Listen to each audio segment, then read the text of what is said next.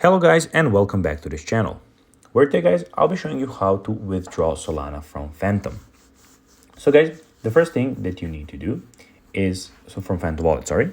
So guys, the first thing that you need to do is go and download the Phantom application, which if you do not know how to do, you can go to our YouTube channel where we have plenty of how to Phantom Wallet videos where you can see how you can do this.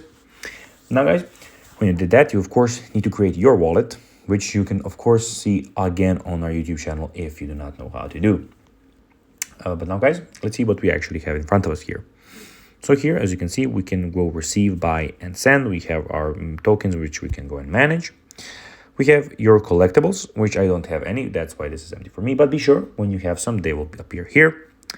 We have swap tokens, where you can go and obviously swap tokens. So you can go and click on to swap them like this, or you can go and click here to go and change it. You can search for an asset.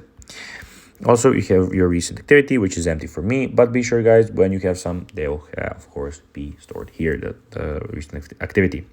Also, here we have sites, tokens, quests, and learn, and you can search or type a URL in the top side of the application. Also, in the top left corner, we have everything about your account.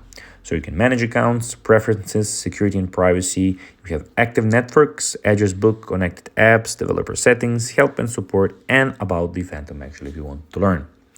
But now guys, let's see now how to withdraw Solana from Phantom. It is pretty simple. You just need to go and follow these few steps that I will be showing you to know how to do it in no time.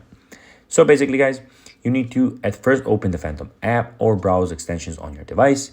Now you need to access your wallet account using the password details. After that, head to profile icon on it, and once you choose the withdraw button, and that's basically how you guys can do it. So guys, that is everything for this video. I hope that you found it informative. If you did, don't forget to like this video, share it, subscribe to the channel, put the notifications on, and I'll be seeing you in the next video. Bye guys.